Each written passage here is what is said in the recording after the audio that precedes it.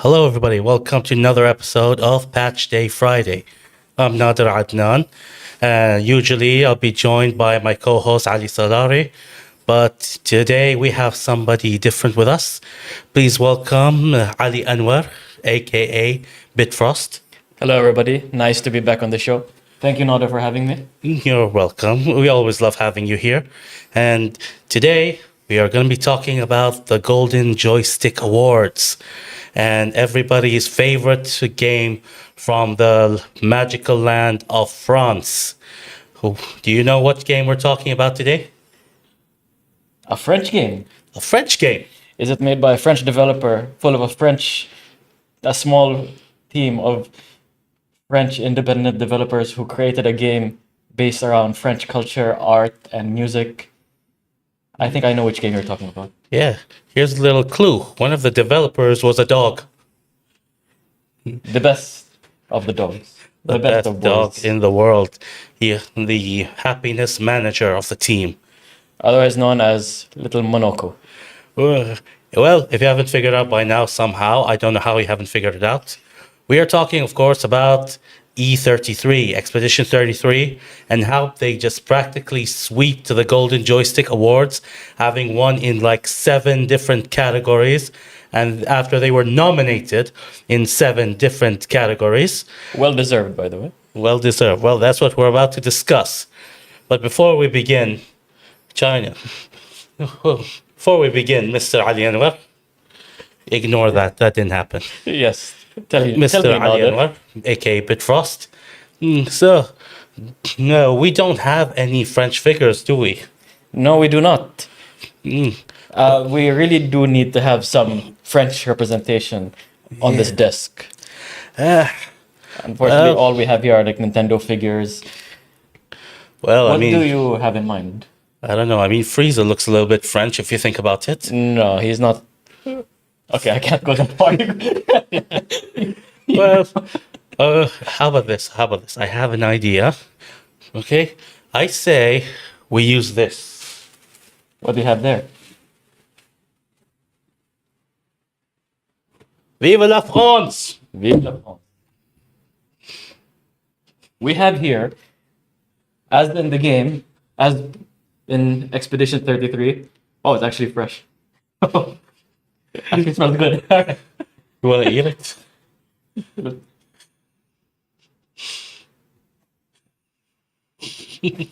It's hard. It's a baguette. There you go.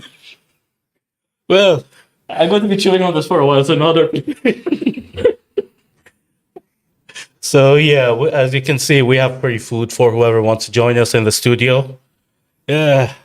Anyway, let's get into this. First of all, they have the Golden Joystick Awards, like I believe around a week ago, something like that. And of course, E33 won every single category that they were nominated in. That is the Best Storytelling Award. We'll talk about each award individually, and then you tell me if you think they deserve it or not. Well, for what I know, at least. I don't know all these games, but I'll tell you. Okay, let's start with E33. Okay. Best Storytelling Award. Do you think how good was the story exactly? 100% deserved. One of the best and most compelling stories of any game I've ever played in my life. That's very high praise, but it's very well deserved. I need to drink some water. Anyway. Director, I think the baguette is out to kill my co-host. But I do believe the E33 100% deserves all acclaims. Best storytelling, definitely. What else is there? Best visual design. Absolutely. The game is gorgeous. Thank you, director. What would we do without our director? Okay. So yeah, best visual design. The game is basically set in a world that's basically built around historic French art. And I think they did a fantastic job. I think they did a fantastic job capturing that. The game is beautiful, the scenes are beautiful. Literally every scene, any scene that you see in that game can be a desktop background screenshot. And it's absolutely gorgeous. Yeah. I read somewhere a while back that they didn't include a mini map or anything like that just because they wanted people to take in the visual design. Exactly. I don't know about you, but for me, when I'm exploring an open world game, I tend to be way too focused on a mini map and try to get from point A to point B or to find any hidden routes on the mini map to make sure I explore every nook and cranny. But in Expedition 33, you don't have that luxury. You have to use sort of like an internal compass, your own sense of direction to make sure you can explore everything. And trust me, there is a lot to explore, and you get rewarded for exploring in this game. Okay, yeah. No, you're right. Like a lot of these games fall into the trap of having a mini map, and you're so focused on that one small section that you miss out on a lot. Yeah, you kind of miss out on a lot of the visuals because you're too focused, too tunnel visioned on a mini map to see where the hidden paths are. Yeah. So that's why a lot of games actually tend to use the compass on top. This But doesn't even have a compass. Somehow, to me, that's even worse. Yeah.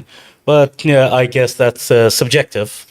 Anyway, it's also won the award for Best Soundtrack. What do you think? Again, very well deserved. Some of the best music I've heard in a video game. And if you know anything about me, Noda, I am a sucker for any game that has really good music. And Expedition 33 has some of the best music out there.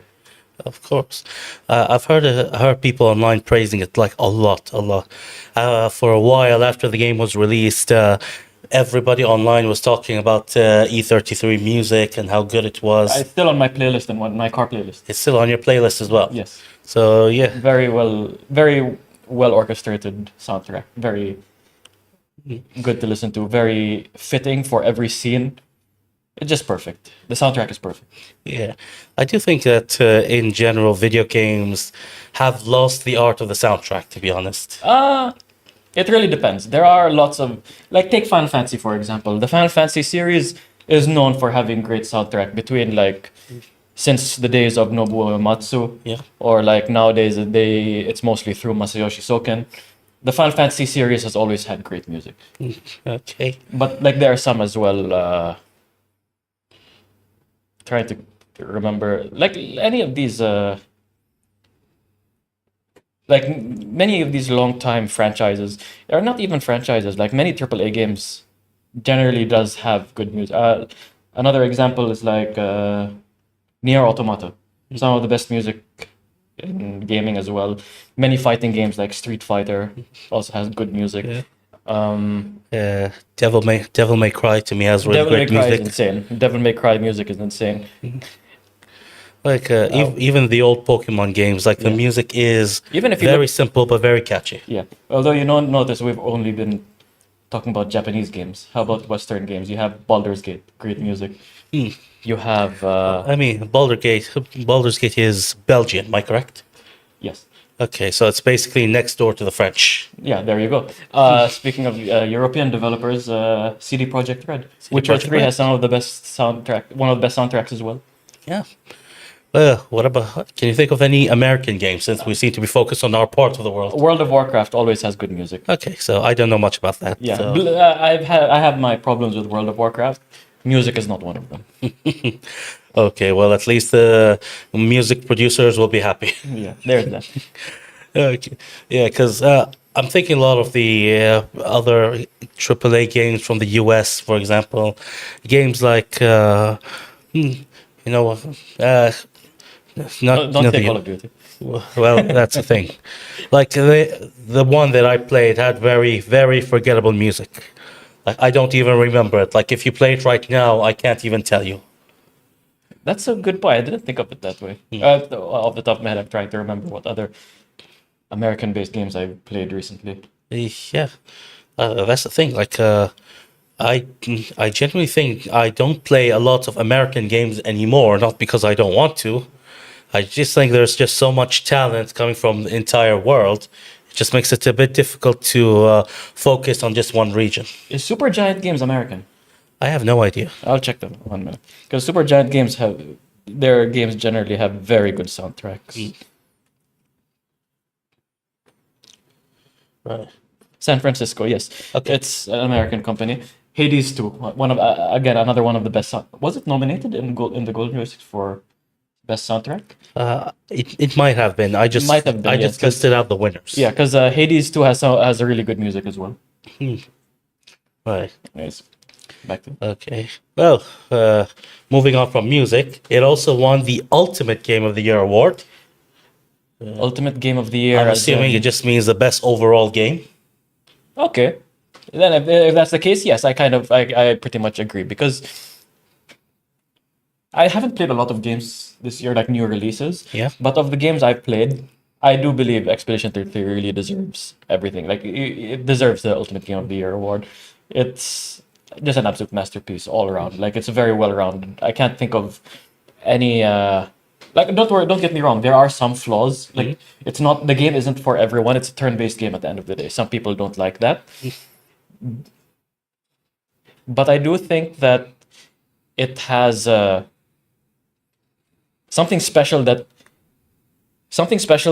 I haven't felt playing video games in a really long time, especially single player games. So I do think that they not awoken, but they kind of like helped you rediscover things that you like in video games, and that's something that you have to be thankful to the developers for, and they deserve all the praise. Okay, yeah. So basically, it's not just the game itself, but the people who worked with the game. They also won awards, which is why I said 7 awards in total. So far we just talked about the in-game awards, but Sandfall Interactive, the developers who made this game, Yes. they won Studio of the Year. What do you think of that? Keep in mind, this is their first game. This is the studio's first. Like, don't get me wrong. Some of them have worked on games before.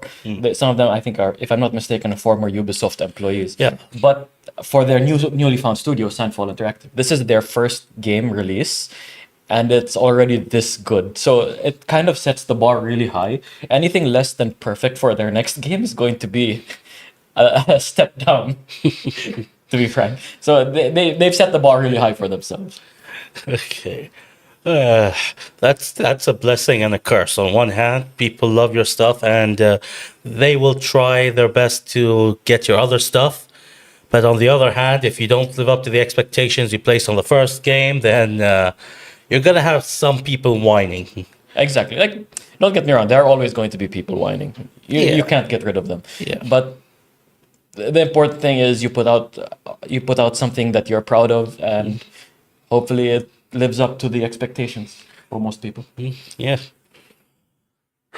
I will apologize. I am recovering from an illness, so if I cough, it's not because I want to, unfortunately. Okay, so as for the other awards, Ben Starr, the voice of Verso, is that the guy's name? Yes, they're so. Won Best Supporting Performer. Ben Starr did a fantastic job. Keep in mind, this is not Ben Starr is a well-known voice actor. Yeah. For many people, he is mostly known for voicing Clive in Final Fantasy 16. Okay. That was his one of his biggest roles.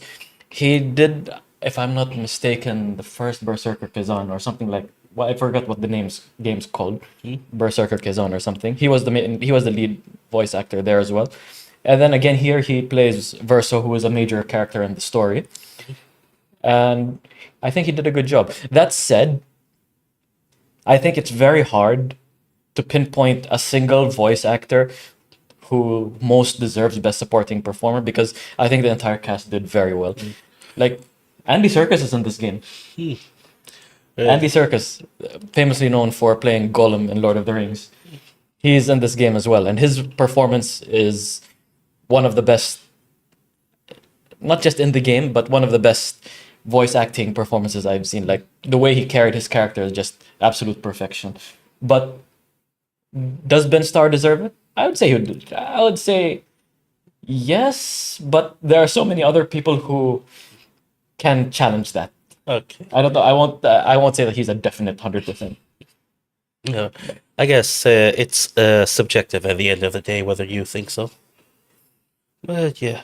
But yes, keep in mind as well. Most of us, myself included, and most people who played it around the world, only played it in English. Apparently, the French voice acting was also really good. So I don't know who the French voice actors are, but from what I've heard from the French fans, at least, they did a really good job as well. And it's a shame that a lot of people around the world won't get to hear that. Well, I mean, thing is, French isn't that widely spoken around the world. I mean, it's It is widely it's one of the spoken, but most it's not- common, but it's not one of the most popular. It's in a weird position. And keep in mind, all the voice acting, or sorry, all the motion capture, the mouth movements and everything was all captured with for the French dub. Okay. So if you play it in English, you would see like their mouth movements are not synced with the audio, but they still do a very good job of connecting what they can. Okay.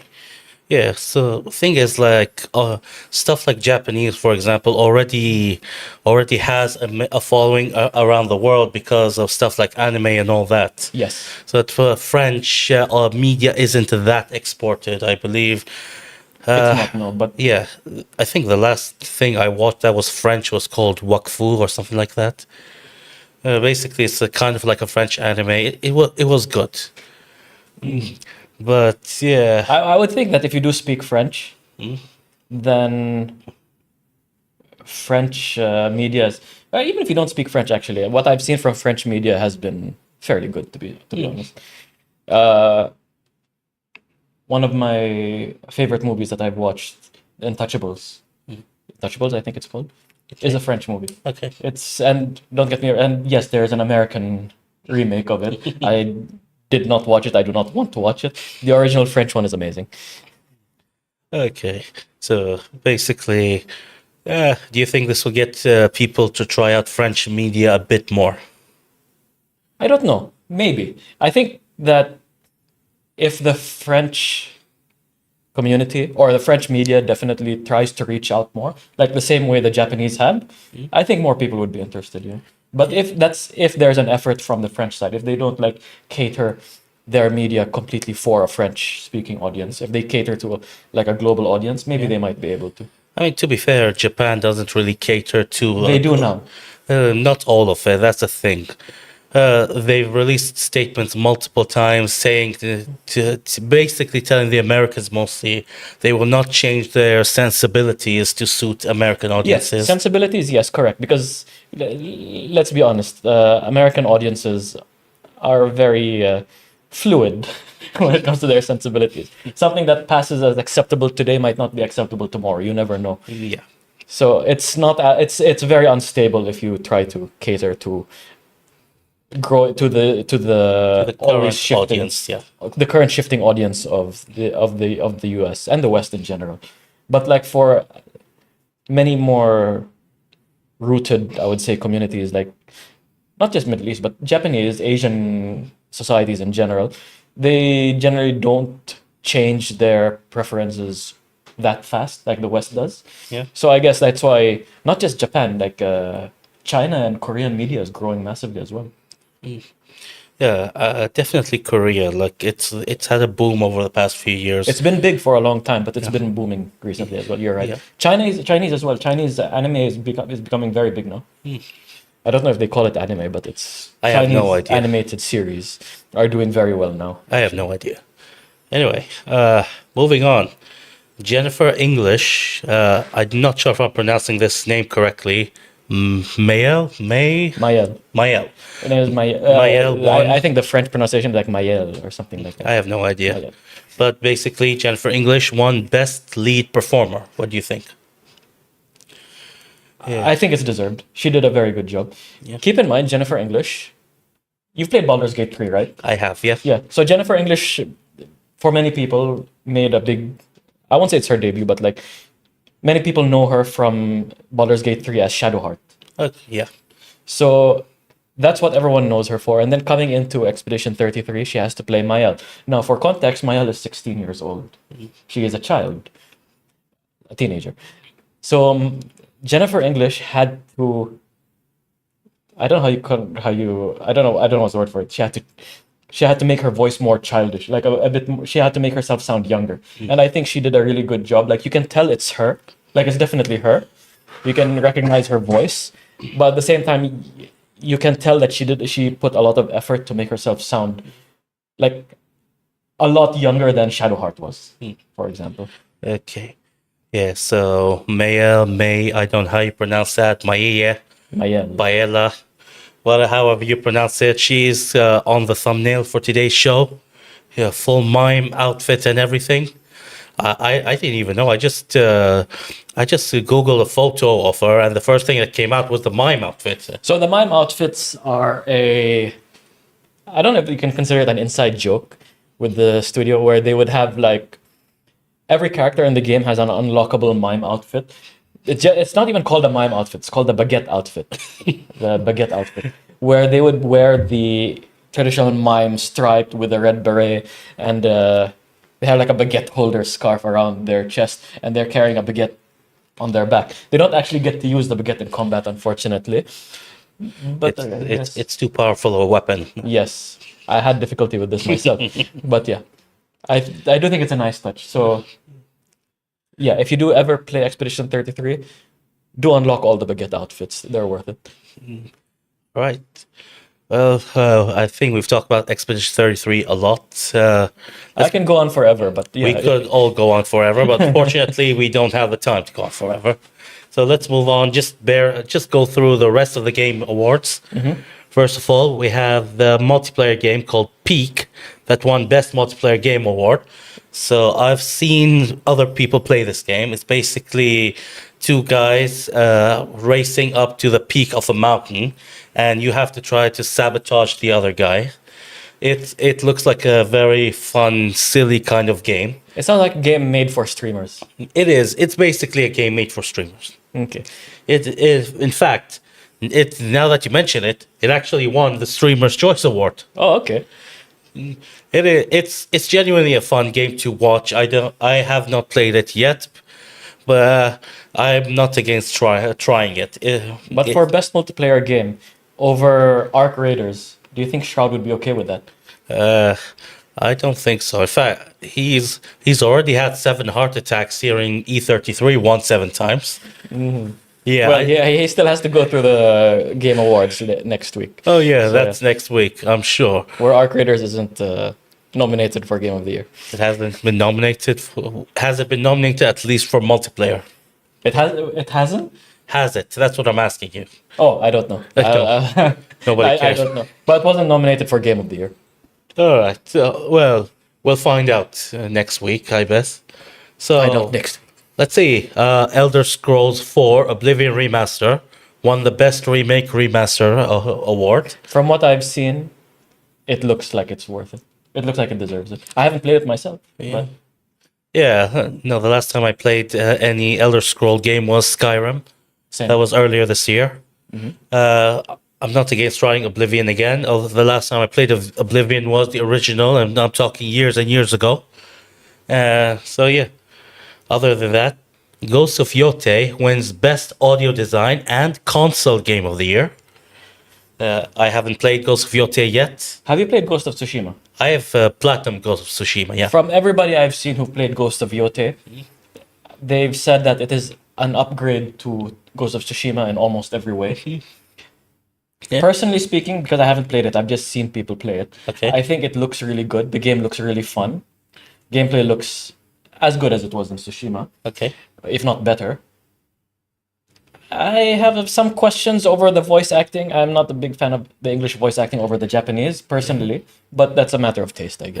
Yeah, like even Ghost of Tsushima, I immediately put on the Japanese. I'm sorry, it's a Japanese samurai game. I'm not going to be playing it in English. I know that's true. Like you see Japanese game, you want to play it in Japanese, but then there are some games, for example, Persona. I always play Persona in English. That's just my preference, usually. Okay, so I only played Persona 5, and I play that in Japanese as well. Okay, because the first Persona I played was Persona 3, and it was in English. I didn't. It was in English by default, and I just stuck with it. Okay. So I don't know. In my mind, Persona has always been an English language Okay. game. I guess it comes down to preference because you're just so used to it. Yeah, exactly. As for me, like I said, Persona 5 was my first one. It didn't make a difference for me. That said, Persona has great voice acting in both English and Japanese. Yeah, from I've what I- heard, from what I apparently. heard. Yeah. So, other than that, Lies of P Overture wins Best Game Expansion. I have. nothing I've to never comment. played Lies of P. Lies of P. In fact, I keep getting it confused with Life of Pi, the movie. So Lies of P is a Souls-like. It is the Souls-like It's game, the- apparently. I've never played it, so Is this the first time we've had best game expansion, or was that around before? I have no idea. Like, Because if it was around before, definitely Shadow of the Earth 3 should get that as well, right? Probably. I don't know. I haven't seen it. I don't remember this category last year. So maybe. all right. Yeah, no idea. Let's see. Silk Song, we discussed this earlier. Silk Song won Best Indie Game. Again, I have not played it, but based on the reviews and seeing how much people are praising it, I do think that it looks like it's worth it. So keep in mind that this is Best Indie Game for self-published companies. And they also won PC Game of the Year award. Okay. Okay. Is Expedition 33 on PC? It is, yes, but it's mostly a console. Okay, It's so on PC as well. It's on Steam. It's on. I think it's on Game Pass. If I'm not Okay. mistaken. okay, so more towards console is what. Yeah, it's definitely tailored more towards console. Okay. I think, like, for example, Hades 2, for example. Hades 2 is on PC and it's on Switch, but it's not on PlayStation or Xbox. Okay. Yeah. So let's see. I don't know what this is. Blueprints wins the best indie game. Wait, is that That's what's the difference? Is it not it's This not one's not self-published? self-published. Oh, okay. This one's probably somebody else published it for them. Okay, because I haven't seen any gameplay of Blueprints myself. It's on my wish list. I'm going to play it eventually. Okay. But from all accounts that I've heard about it, they praise it. That some even say that it deserves Game of the Year over Expedition 33. Some people even say that. I don't know if I can't say for sure. I haven't played it, but if it gets that much praise, I'm looking forward to playing it. Okay. Yeah, I might give it a chance then. Grand Theft Auto 6 wins Best Game Trailer and Most Wanted Game. I think they're farming this award. Yeah, obviously. Do we really need an award for Most Wanted Game? Like, why release GTA 6 when you can win this award every year? Next year as well, it will GTA will probably win. But yeah. So what else do we have? A Repo REPO wins Best Early Access Game. Any idea what that is? I've heard of it, but I haven't played it. Okay. Salari might have known better, actually. I think he has played it. Okay, Salari, if you're watching this, let us know. Have you played Repo? And tell us in extensive detail what do you think of Repo. Everybody's life depends on it. Yeah, until then, let's see. Pokemon Go wins the Still Playing Award for mobile. That's an award. So Yeah, I know about the still playing award. I can see it. Like, I didn't know Pokemon Go is still popular. Maybe outside. not Oh, yeah, not in this country, probably definitely still not. outside. Maybe in the US, Japan. Maybe it's still popular there. I mean, it is a kind of game that you enjoy more by traveling around, right? Yes. And Bahrain is so tiny. Like, there's nowhere to go. Plus, it's too hot. Plus, it's too hot. It's too hot to go out. Well, not today. Today, the weather's been nice lately. Weather's been good lately. Might as well enjoy the next few days because, It well, won't stay it's forever. not gonna stay like this forever, unfortunately. But yeah, so if you want to play Pokemon Go, this is your time to play Pokemon Go. It's a winter game for the It Middle is East. definitely a winter game for us. Anyway, Minecraft wins the Still Playing Award for PC and console. I can see that. It's still massively popular. It's still. A Breakthrough Award is Schedule 1. I don't know what that is. I'm sorry. Yeah. Sorry, award-winning guys. I don't know that. AMD Ryzen 9 9950X3D. That is not a game. That wins best gaming hardware. Another graphics card? I think that it may be a graphics card. Again, Salari, you're the guy who's obsessed with computer parts. Explain. What is this? Until then, we move on to something you should know. I do know. My brother did recently get a new PC with a graphics card. He says it's very good and comparable to Nvidia performance-wise. I just think with Nvidia you get some features that you don't get with AMD, if I'm not mistaken. Some tech guys would be able to know better than I do. Okay.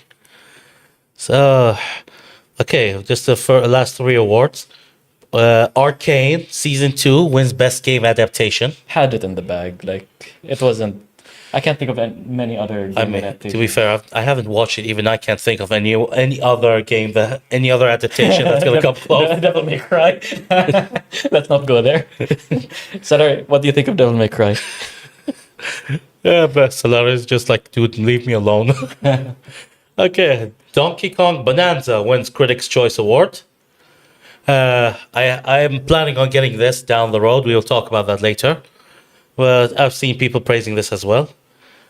And yeah, that's it. So those are all the awards. Okay, so Celery did say, so you collect trash and try to make it to the next level, but you might run into monsters. He's talking about Repo. Let's talk about Repo. I think I know now which game you're... I think I've seen gameplay now. I kind of remember now. It's kind of like an interplanetary story. You go with a group of players, you go to different planets and you collect trash. And the trash is like your objective is to collect the trash. But each planet has like certain monsters and each monster have different characteristics that you have to maneuver around. Like, if I'm not mistaken, there are some monsters that are... Hang on, I think sensitive to sound. Solari wants to join us. Oh, if you can join us, that would be great. Hey. Hello. You're live. What do you want to say? I know I'm live.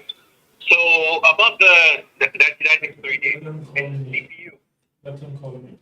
Hey, hang on. Can you call our director? Because I'm having issues. Okay. Yalla.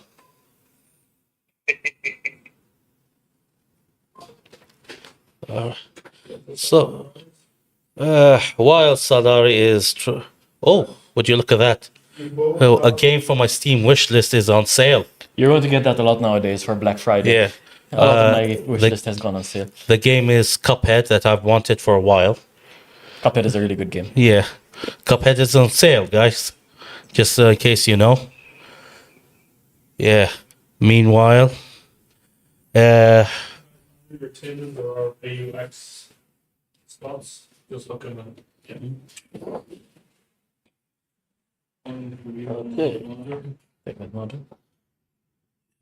So...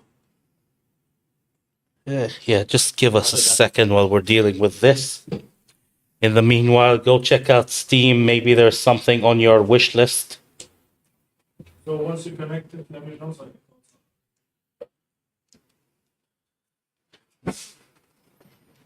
All right. Mr. Director. Go back.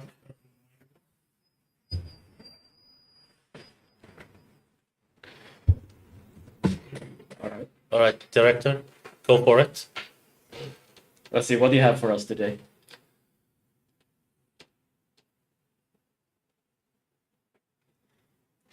Can Celery hear the feedback if I go too close to the mic? Yes. Okay.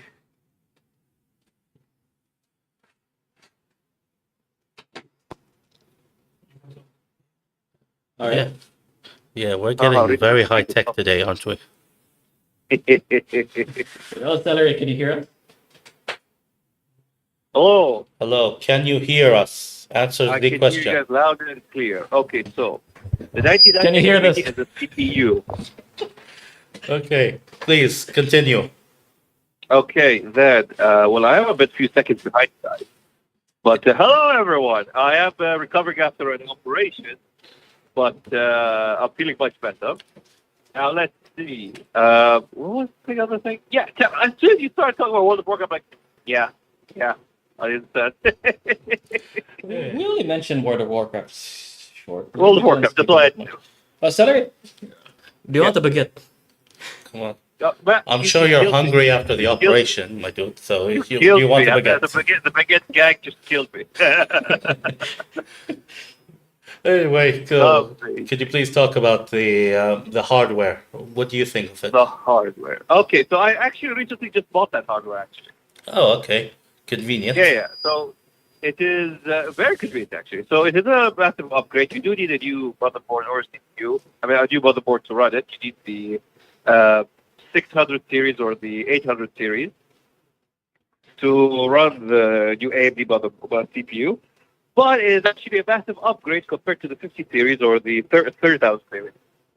Of course, it gives you if you run a 3000 series, it gives you approximately 100% or 120% boost. So if I want to play Monster Hunter, I finally can without feeling the pain. Yeah, too bad you don't have anyone to play with anymore. We're still gonna. Okay, here's the thing. We're still gonna play Monster Hunter for gold value. I don't care. But yeah. Yeah. So yeah, good thing. I actually just bought the new motherboard, bought the new RAM before this thing, the spike price, and yeah, and now the CPU's on its way, and I'm about to upgrade PC. Nice. Well, good luck with that. I hope you're recovering well from the operation that you needed because you just couldn't recover from the shock knowing that Rock Simulator was not nominated for Game of the Year. No, it's more about I was more shocked that what's his name, Asmongold wasn't nominated for Streamer of the Year. Yeah. Okay, we're gonna shut you up before you get us sued. What is he gonna do about it? Yeah, bye. Yeah, take care. Right. Yep. Okay. So yeah, that was my co-host, now incapacitated, and hopefully over the next couple of weeks he can join us again. Until then, let's finally move on from Game of the Year topic. Talk about more important matters. Yes, such as a racehorse. Miss Senor Director. Yeah. Can you please get the horse on screen for us?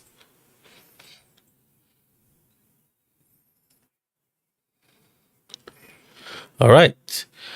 So, a legendary racehorse has recently passed away. Why are we talking about racehorses? Because this one also happens to be a video game character of a game that we discussed a few weeks ago. I still haven't played it. I don't know if I'll ever play it. So, but basically, a few weeks ago, Haru Urara, who inspired a character in the game Ume Musume Pretty Derby, died. And just a few days ago, another horse who has a character in the game called Gentle Donna. I may not be pronouncing that correctly. Close enough. Gentle Donna. Gentle Donna died on Tuesday at age 16 at Northern Farm in Hokkaido. It was the same exact date where she won her first Japan Cup in real life. Did you play the game? I did play the game Omomusame. I still play it today. It's an ongoing title. And just for context, Gentle Donna is not released in the global version of the game. She has only been released in the Japanese version. She won't be released in the global version for another couple of years probably. That said, in the Japanese version, she's one of the fan favorite characters in the game. And a little bit of context for her career, she was a legendary racehorse. So if you don't know this, in Omomusame, every character is based on a real life horse. However, in Omomusame, all the characters are female.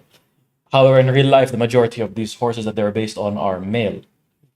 Because the majority of the most prestigious races or the highest tier of races in Japan and worldwide are ran by male horse colts, they call them. Whereas the female race horses, fillies, they call the younger ones who are at the race age, are kind of like on a tier below because they generally are not as physically adept as the males. That said, Gentle Donna, one of the reasons that she was a legendary racehorse was that she was racing in the open bracket, as in mixed with the male horses, and she was winning races against top male horse contenders, top colts, and she won a lot of major races, despite being a female horse, being a filly. So that's the reason why she was a legendary horse. And after retirement, she became a breeding horse. Like that's the fate of a lot of race horses after retirement. They don't just discard them; they use them for breeding purposes. And then once they retire them from breeding, they go live on a farm happily somewhere. And when I say that, I don't mean as they kill in them and they send them lived to a on farm. They literal actually farm. live on an actual farm. That's what happened to Haruara. She lived on a farm until she died. Until she died. She was 29 when she She was passed away. 29, like, and Yeah. Gentle Donna was just 16. Gentle Donna passed away at 16. Apparently, her health was failing for a long time, for a while now. They had to retire her from breeding early because of to have her recover. And she did, from what I've read, she did recover for a while, but eventually her sickness was reoccurring, and eventually she died as a result of it. Yeah, welcome to Patch Day Friday. You come for the games, you leave with knowledge about horse racing. Okay. On that note, next week on the Game Awards, Uma Musume is nominated for Mobile Game of the Year. Really? Yeah, so vote for it. Well, Don't you let know Wuthering who to Waves vote win for. Don't let Wuthering Waves win again. Okay. Well. Now, Rockstar. Why is it that whenever we talk about Rockstar, it's never positive? Just once, Rockstar. Come on. I grew up absolutely loving Rockstar games. I'm talking for GTA 1, 2, 3. And Bully. Yeah, and Bully. Where is the Bully sequel, Rockstar? Never happening. Never happening. Yeah. Okay, but let's move on. So, according to People Make Games on YouTube, so take that with a pinch of salt, as they say. Speaking of salt, should we keep the baguette or should we get rid of it? You can take it. Expedition 33. Unless Expedition 33 comes up again. You know what? We'll leave it up to the fans. I'll keep the baguette on the side. And if you want to see the baguette, just let me know in the comment section. Just please don't make me eat it again. All right. So basically, the guy on People Make Games on YouTube is claiming that staff were let go because they talked about changes to a company's rules in a communication platform called Slack. What is Slack? It's kind of like Discord, but for corporate. I'm assuming for corporate reasons. Oh, so it's like Teams. It's kind of like Teams. Yeah. So here's the thing. Slack is a communication platform. Why do they name it Slack? It sounds so bad. Exactly. Like it pretty much encourages you just slacking off at work. So Rockstar members were showing an interest in unionization. This is common knowledge by now. Oh, In October, Rockstar shut down a number of internal Slack channels, kind of like Discord channels, where employees could discuss hobbies and interests. And they said basically that it was impacting productivity. God forbid a gaming company bans hobbies. Yeah. I mean, if only gaming itself was a hobby, don't you think? No, this is serious business. Yeah. So the You think I'm change. playing for fun? Yeah. This isn't fun. This is very serious stuff we're dealing with. Yeah. So, according to the change of policy that Rockstar has, allegedly, I have to say allegedly because we have no confirmation from Rockstar, that basically there are certain things that they cannot discuss on the channel, and it was communicated to them via email. But here's the issue: a lot of staff, when they got the email, were away from the office, and the email does not open outside of the office. As it shouldn't. No, but yeah. Okay, so they got in trouble even though they did not see the email. They that did not see cannot the email. access outside of the office. Yeah, they themselves cannot access outside. Yeah, so one member of staff claimed that it went to Rockstar management to express concern about the emails, and it prompted an investigation of the server. And yeah, 34 staff were dismissed for what Rockstar and Take-Two Interactive describe as gross misconduct. Yeah, I mean, I know something here is gross. It's not the misconduct. But yeah, let's leave it at that. What do you think? I think GTA 6 is getting delayed again. Guys, don't worry. Definitely this time. Definitely this time. It will only get delayed till 2050. I promise you. No, but for you, that sounds like a load of. I can't say the word on the stream, but yeah, it sounds like a load of stuff that the employees seem to have to go through. Yeah. Yeah, but since we have no confirmation, I'd rather not talk about it too much. So let's move on. Monsieur Director, can we have a Pikachu's hospital photo, please? Okay. Just imagine, like Pikachu was with celery in the off room. Maybe. Hey, Solari, was Pikachu with you in the hospital? Yeah, but so basically what happened was Rockstar did something nobody thought they'd do. There is a new variant of Pikachu. And that Pikachu is called Pikachu. What? Pikachu. Pikachu. Oh, there we go. There it is. It's finally up. So yeah. In case you're wondering why we have a GIF of Pikachu in a hospital bed, it's because He has a pulse at least. oh yeah, well, not for long. Director.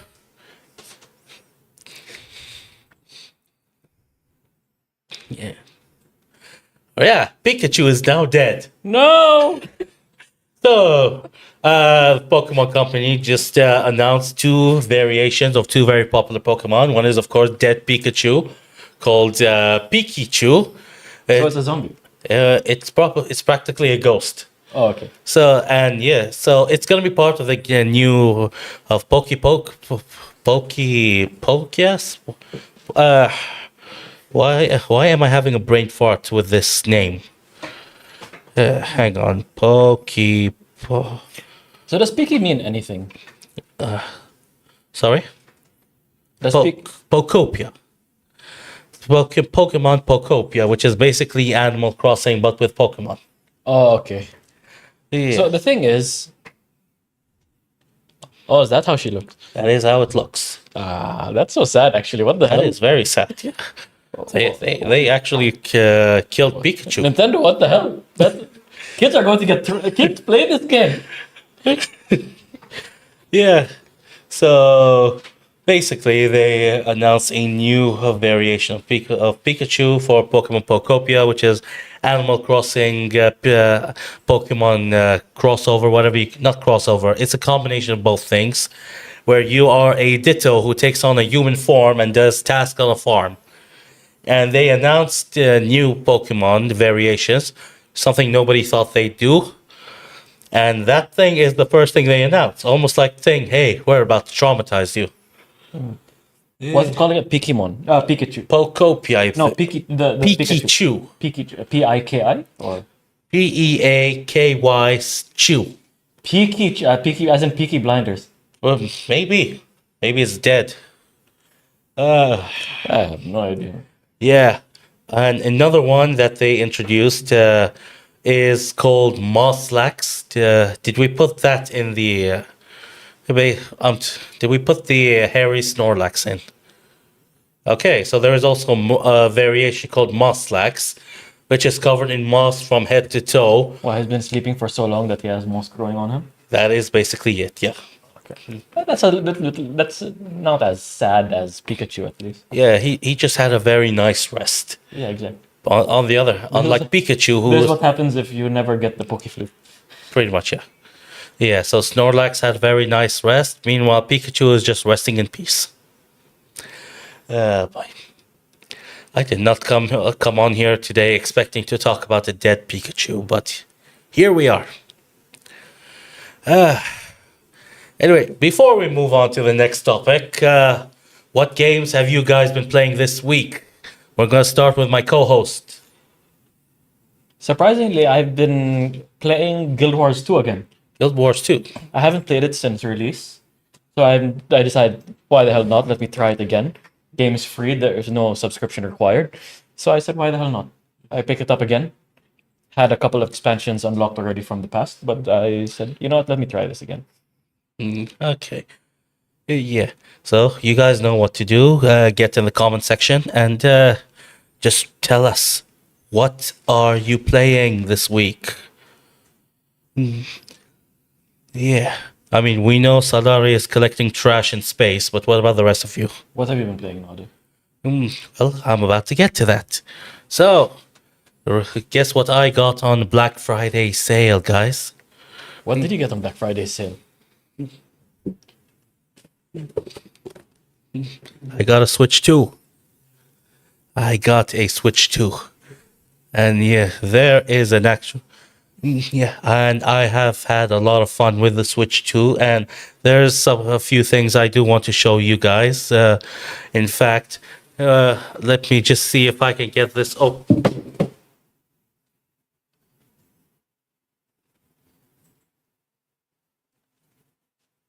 There has to be a better way to open it, Nadu. so what's next on the agenda? So what have you been playing? Yeah. So yeah, to answer your question, I have been playing, Mario Kart World. I was playing it.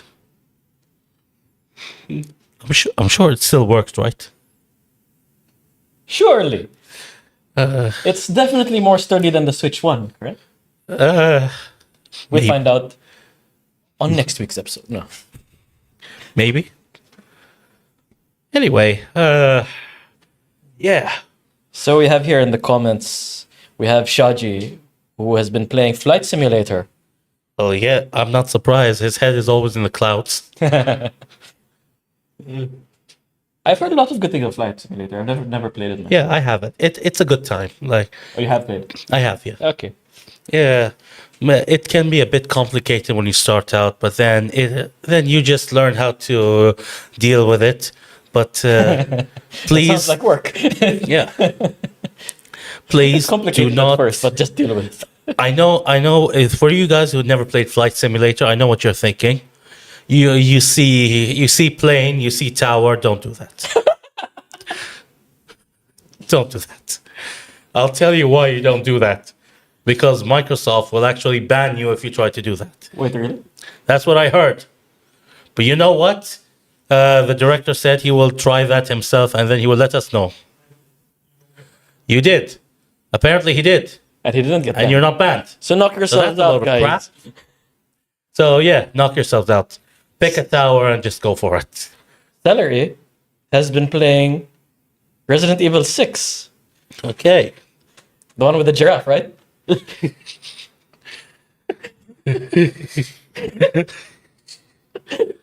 The one with the giraffe.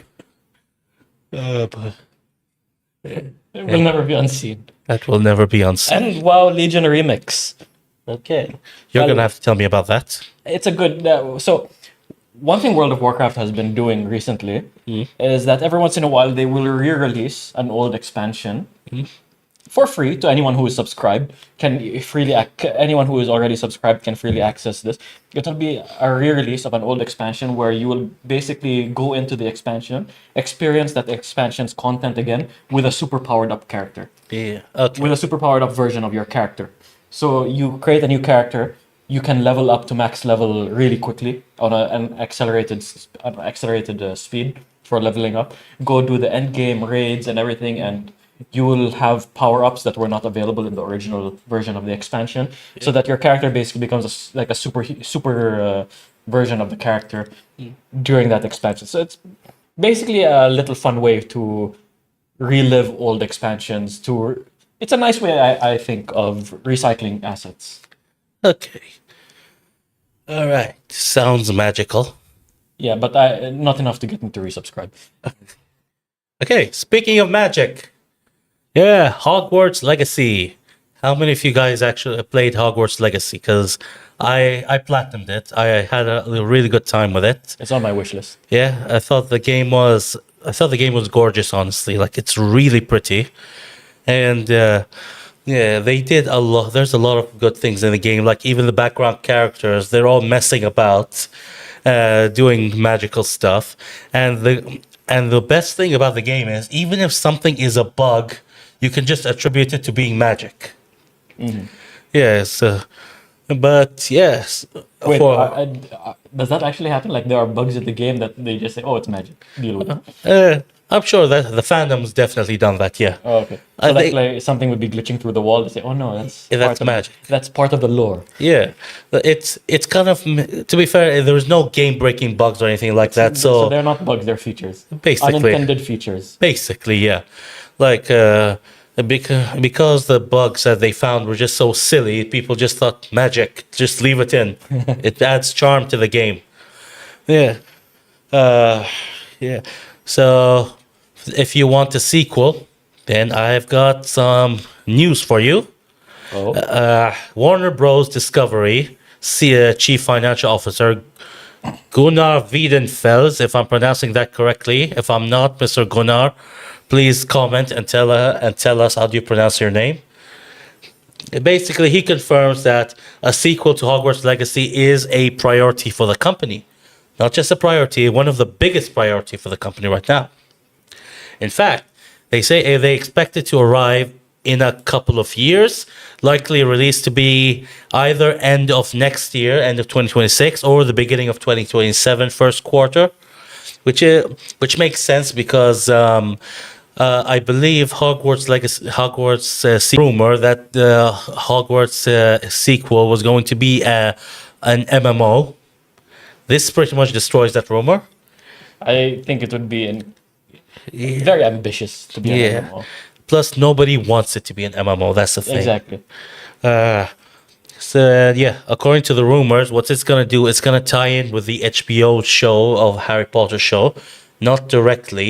Not gonna be directly going with the events of the show, but rather Have some references here and there, maybe. maybe because apparently this is going to take place a few years after Hogwarts 1, and it might follow Dumbledore's first year as a student. That's Oh, no. according to the rumors. Isn't the HBO series a remake of the original 7 movies? I have no 8 idea. movies, sorry. 7 That- books, 8 movies. Yeah, so I'm assuming that it's going to be events that lead up to the HBO show in the game. Okay. So Because something like that, maybe. Dumbledore is pretty old. So if it's his first year as a student, it probably is like well before the events of the first movie. Yeah, but it's a magical world. Like I'm assuming there's going to be references and all that. Because Dumbledore would be. So if it's Dumbledore as a student, that would take place before the Magical Creatures movies. Yeah. Like keep in mind, this is all just rumors. Nothing is Yeah, confirmed exactly. yet. That's true. Yeah, so We'll have to wait and see. we have to just wait and see. Avara Kedavra. Am I even doing that right? Have I even said that right? You did, yes. Okay. I think you've killed Pikachu. So that's why they have the new Pikachu. It's my fault. I'm sorry, guys. Before anyone decides to throw me in jail, let's move on. What do you think of video game TV series so far? I mean, Arcane was good. Yeah. I heard Fallout was good, but I've never seen it myself. It's on my watch list, but I've heard good things about it. Other than that, most adaptations are very hit or miss. Well, guess which series is going to be adapted next? What would it be? Far Cry, the Far Cry series. So, okay. So I've never played the Far Cry games. So I've you're played going to have the latest ones. I have not played 1, 2, 3. I've played 4, 5, and 6. And so basically, the way it works is there's no continuity between the games. Okay. Every Far Cry game is its own little thing. So which Far Cry would this series be on? We don't know, but the assumption is that it will every season will be its own thing. So maybe the first season will focus on Far Cry 1, and then the second season will focus on Far Cry 2, and so on. I think something that I wouldn't mind because it allows them to have a more focused story for each season rather than fillers and all that crap just for Right. no reason. I think it would be cool if they follow the story paths of the game and they bring back the actors that they used in the games. They might. That would be really cool. They might Giancarlo bring Esposito back- coming back and stuff. I mean, obviously with I think it has to be him but that's in season 6. Yes. Who was it in Far Cry 3? He was also from he was also in the Breaking Bad series, right? I think so. Yeah. I just can't remember the actor. Yeah, sorry about that. So, anyway, let's see what we have. This is according to the Far Cry X account, by the way, so this is not us just making stuff up. It says, so, remember when we said Far Cry stories always escalate? Yeah, FX took that personally. A brand new Far Cry anthology series is coming to Hulu with a whole new setting, new cast, and the exact level of chaos your therapist told you to avoid. Good luck out there. Yeah. Though, obviously, we have no release date. We don't know the entire cast yet. Okay. But the only confirmed on-screen name is Rob McElhenney. He will appear in the show as a character, and at the same time, he's involved behind the scenes as a co-creator. Who is Rob McElhenney again? The name's familiar. Wrexham, the guy who Oh. owns Wrexham with the Deadpool. It's Always Sunny in Philadelphia. That's him. Okay. Hmm. All right. I can see him doing a great job. Yeah. So officially, it's an anthology. Every season has a new story, new cast, new setting. Yeah. So, which to me offers a lot of opportunity for some good storytelling, rather than, like I said, filler after filler after filler, because we have nothing else to do. So it's realistic to have it like cover each game. Very one by much, one. yeah. And I'm curious to see which countries each setting will be based in. Like, by which I mean, every game is set in a fictional country. A fictional country, but it's based on a real country. Though, They're right? based on real countries. Okay. Like Far Cry 3, I believe, or 4. Far Cry 4 looks like it was based on Nepal, based on how it is. It's Well, they can always shoot it in Nepal and say that it's yeah, this it will fictional probably world. be shot in Nepal Kind of like how or Lord some of- other Himalayan place. kind of how Lord of the Rings was shot in Middle Earth, but they say it's from New Zealand. Yeah, New Zealand's been stealing the glory for too long. And season 5 is actually the 5th game, I should say, is actually based in the US, so that should be easy for them to find. Okay. And the 6th is, of course, a Caribbean island. Just take your pick. Cuba's out of the question. I'm sorry, guys. But what other Caribbean island speaks Spanish? Maybe the Dominican Republic? But yeah, they're spoiled for choice. So maybe they can just film it in Colombia or something and then say, this is the Caribbean island. No, they need a lot of ocean, bro. They will need a lot of ocean for that, yeah. Yeah, Puerto Rico, maybe. Yeah, they can just use the tears of gamers. Who's the developer for the Far Cry series? Yeah, it's Ubisoft. Ubisoft. We will get to them later, guys. Okay, interesting. Anyways, Before we get to Ubisoft, Roblox. I am sick to death of talking about this thing. But we have to talk about this thing. Roblox is facing nearly 60 lawsuits alleging that it facilitated and enabled exploitation of dozens of children. We talked about this on one of the earliest shows we've ever done. Yeah, there is a lack of basic safety features to protect the kids. And in response to this backlash, Mr. Roblox himself, the co-founder and CEO, recently released a statement. Mr. David I cannot pronounce that name. Bazucki? Zushki or something. I don't speak Polish or whatever that is. He recently announced a new AI-assisted facial age estimation technology. Wow. Wait. Why? Why? Just because, if you want... To help identify the kids? Yeah, that's not going to go wrong, is it? That's going to go wrong at all.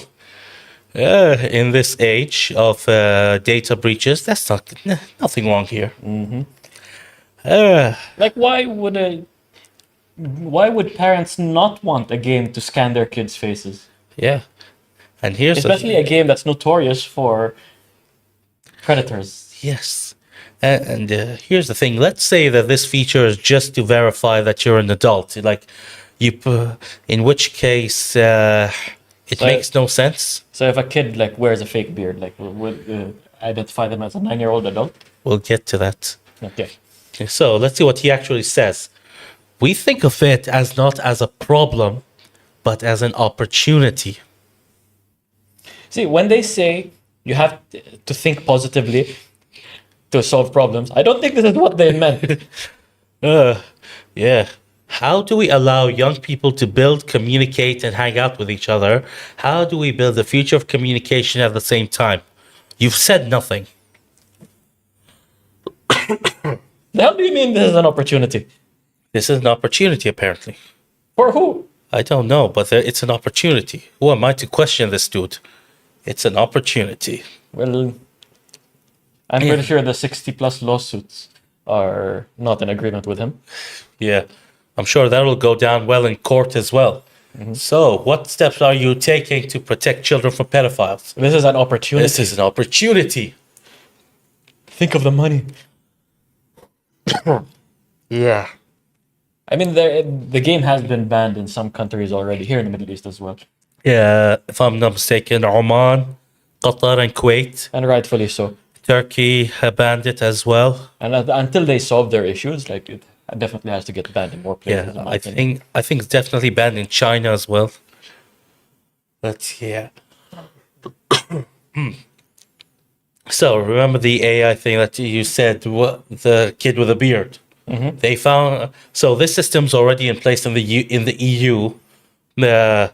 So for certain websites and all that only allow adults in. Okay, that makes sense. But do you know how they managed to get past these systems, these kids? VPNs? No. It's even more clever, more relevant to what we're talking about. Okay.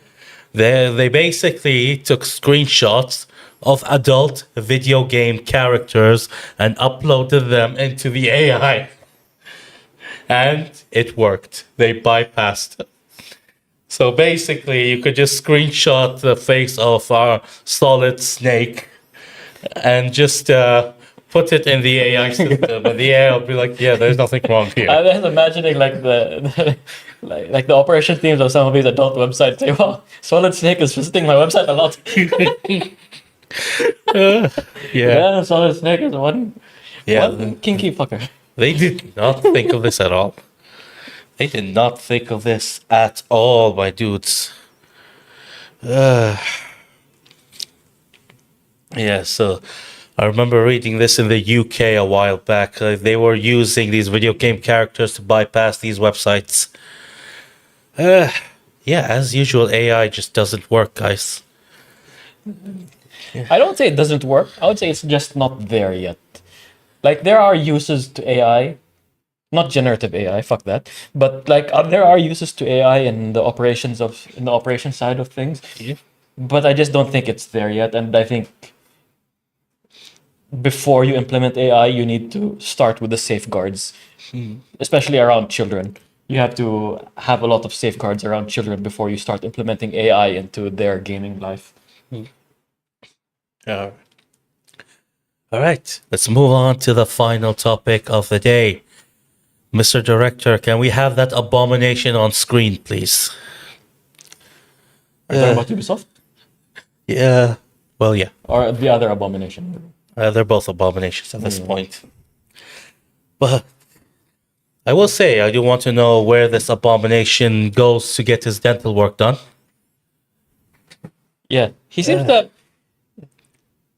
I don't know. We have some good dentists here in Bahrain, but like Nothing like that. nothing like that exactly.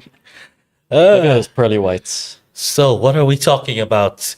No, we did not just put a random AI image, nor did someone create a fan image of Skibbity Toilet. No, this is an actual official AAA game. Which one are we talking about? It's everybody's favorite company, Ubisoft.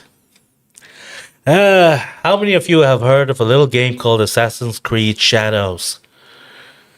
Yeah, exactly. So, basically, they just released a DLC. The DLC is about 45 minutes long. It is free, though. I need to emphasize that.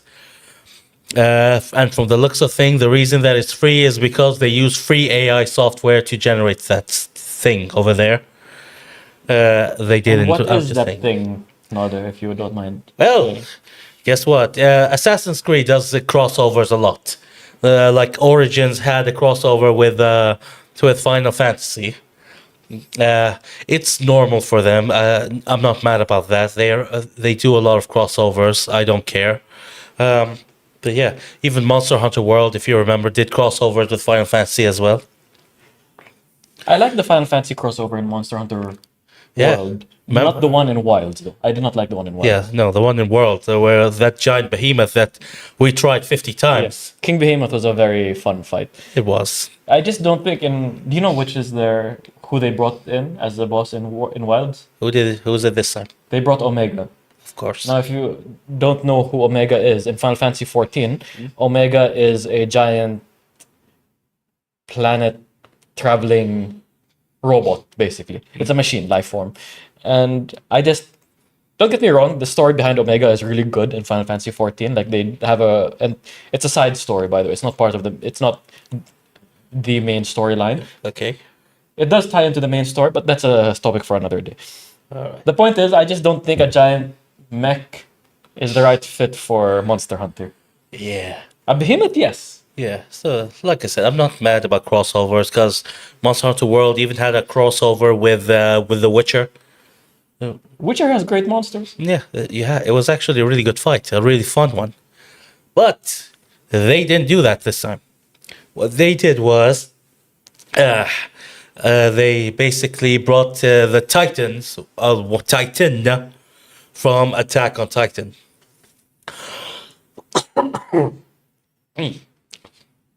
So the latest crossover sees Attack on Titan's outfits and the Titans themselves showing up in Assassin's Creed Shadows. Yeah. Now you look at that and you think, oh well, what's wrong with that? Why is it? I can see a couple of things wrong with that. Well, yeah. I mean, beside the obvious. Yeah. So it's getting a lot of criticism online. And here's where Ubisoft is allegedly being petty. I have to say allegedly because, again, it's not confirmed. So a YouTuber uploaded the footage of that thing over there, the cutscene and everything. And the way it moves is so ridiculous that he added basically funny music to go along with this guy's movement. And it had like 2.5 million views on YouTube. Yeah. Ubisoft did not like this thing being mocked. Yeah. Because it looks so serious. Look at that smile. Yeah, well, go figure. Yeah. Yeah. Why would you make fun of this guy? Allegedly, again, I have to say It was copyright strike. It was copyright striked. Now, I will say this. I don't know if the copyright strike came from Ubisoft or from the guys who own Attack on Titans. It could also come from some random user. Anyone can file a copyright claim, even if they're not the copyright holder. Yeah, For some reason, YouTube doesn't verify. For instance, many cases I've seen, YouTube doesn't verify exactly. it. It's the AI, again, AI. It's the AI system that decides whether or not to ban the channel. And then they can raise a complaint or they can raise a ticket. And then YouTube will review whether or not the copyright claim is valid. Yeah. So the reason I mention the company itself is because Japan is notorious when it comes to copyright. Yes. They have no such thing as a fair use, which is what the rest of the world has, and they are very, very protective of their IPs. So that's why I'm not going to sit here and crap on Ubisoft for the copyright strike, because I don't know if it's them or if it's the people who own the Attack on Titans IP, or if he said like it's some random user. We don't know that. Yes, Japan is very protective of its IPs, of their developers' IPs and their creators' IPs. Copyright is taken extremely seriously in Japan, more seriously than especially here in the Middle East. We don't even care about copyrights. But at the same time, when it comes to like Japanese games, anime, movies, or whatever, fan art is always massive. There's always a lot of fan art, and any of this fan art is liable to get copyright strike at any moment. It's Yeah. just that most copyright holders do not exercise this right because it's free advertisement for them. Exactly. Yeah, so we're not going to get too into that because, again, we don't know the details behind it. But yeah, but the main reason we want to bring this up is because look at that thing. Look at it. It is, let's say, fans are calling the crossover a waste of time. It's a free DLC that gives you 45 minutes of gameplay, and they're calling it a waste of time. How bad does that have to be? Imagine having content so bad that people think it's a waste of time when it's free. Free content. It's a waste of money. It's free and it's free, and I feel my money wasted. So yeah, but the main criticism comes from the cosmetic tie-ins. Let me explain how this works. First of all, let's talk about the design of that thing. What fans have been saying. They're calling it, quote, it's an abomination, or it looks like it was AI generated, while others are calling it a fan project. To be fair, in Attack on Titan, the Titans are abominations. But they're not AI generated. They're not AI generated. That's the thing. I don't know. Maybe it's just that they look fine in the world of Attack on Titans because that's their world. Maybe that thing just looks uncanny in the hyper realistic world of Assassin's Creed Shadow. Exactly. It doesn't translate well to the art style, I guess. Yeah. And if you're looking forward to this massive fight scene with the Titan, allegedly you're going to be disappointed. There is no fight scene with the Titan. Wait, so you don't get to see Yasuke zipping around? Or Naoe. No, it would be funnier with Yasuke. I don't think Yasuke can zip around. Yeah, zipping around with crashes into a building or something. Yeah, so this is what I managed to find. I've never played this myself. I don't have shadows. I'm not planning on getting it. Apparently, you don't actually fight the Titan. The quest has you run away from the creature as it chases you through a cave system. Does it at least have zip lines? I don't know. But here's another problem. The outfits, the Attack on Titan outfits, are not unlockable in the game. Wait, what? When you beat the DLC, do you know what you get? You get the crystal katana for Naoe. Do you know how you can get The attack. Let me guess, you have to buy it. Yeah. When you finish the DLC, you get a gentle reminder from Ubisoft that you can get these cosmetics, these useless cosmetics, In the store. on the Ubisoft store. Thank you for the reminder, Ubisoft. Yeah. As if I don't understand what you guys were thinking, man. Just give people the cosmetics. It's cosmetic. Yeah, it doesn't add anything to the game, to my knowledge. I don't think the update added something to the game, did it? I don't know, man. Yeah. Just for comparison, they also released a DLC for Mirage, which is, of course, the spin-off game. And that is actually being praised by the fans. So the DLC called Valley of Memory is based in Al Ula in Saudi Arabia. And fans are actually praising it a lot because it is also free. But while Shadows DLC with Attack on Titans give you 45 minutes, it gives you around 6 to 8 hours of new gameplay. It's a free DLC as well. It's a free DLC as well. It's very weird with Ubisoft. When did this come out for Mirage? Just this week as well. So they came out at the same They time. came out practically at the same time. So there are basically two teams one is working on One is working Shadows, on one Mirage, is which working is on the Mirage. spin-off, and the other one is working on the mainline series, which is of course Shadows. Wait, Mirage is not the main line? And Mirage is not mainline. Oh, okay.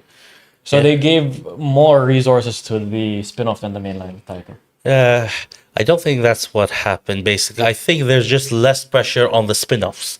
The mainline is supposed to be the main game of the year. Yes, but the spin-off seems to have gotten a 6 to 8 hour I think gameplay expansion, Yeah. whereas the mainline title I got a think chase. the developers were just given more free time, basically more freedom to do what they want with the Mirage, which is why they decided to put in a good 6 to 8 hours in. Yeah. You think there was just like a lot more control and restriction on the Shadows one? Probably because, again, this is a crossover with AOT, with Attack on Titans. Maybe there were restrictions from Attack on Titans part as well. So we don't really know what happened behind the scenes, but for whatever reason, Mirage just happens to be doing better. And we discussed this like a couple of weeks ago, where we said that back then, Shadows sold 4.3 million copies. Mirage sold 5 million in the same period. Yeah. Just for comparison, Valhalla, which was the last mainline game, which preceded Shadows, sold 20 million copies In the same time period. in the same period. That's insane, actually. Yeah. Yeah. Just to let you know, Valhalla was heavily marketed, though. it was. It was very well marketed, I remember. And to be fair to Valhalla, everybody seems to agree Origins and Odyssey, Valhalla, they're not good Assassin's Creed games, but they are fun history games. In They a are way. very good games, I would say. They're good Not games. good Assassin's Creed Valhalla games. is a good Viking game. It's not a good Assassin's Creed game, Exactly. which is why people still manage to play it and finish it. But they had to stop thinking of it as an Assassin's Creed game. They had to think of it as its own thing. Exactly. From what I played as well, like I didn't finish Valhalla. I finished Odyssey and I finished most of Origins. I really like the trilogy. Yeah. I just don't see them as Assassin's Creed games. They're not, yeah. I don't know if I'll be getting an Assassin's Creed game again in the future. Maybe if it's in a setting I'm interested in. Like, come on, man. Maybe if it's a Mughal India or something like that. But, That would be interesting, actually. yeah. But Ubisoft, give us Prince of Persia, man. Come on.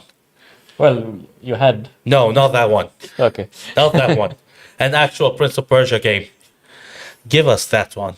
And you'll have my money. It's that simple. Alright. Well, do you have anything to say before we finish things up? Game Awards is next week. Do cast your votes. Expedition 33, I'm cheering to win Game of the Year. Uma Musume, Mobile Game of the Year. Let them win. I want them to give me some carrots. That's the paid currency in the game, by the way. They give out carrots as paid They currency. give out carrots. This game just gets better and better. All right. Well, since we're almost done, just want to say, first of all, thank you to MSTV for giving us the equipment and for directing today's show. Habibi, you are number one. All right. And with that, thank you for joining us, and I hope to see you all next week. Bye.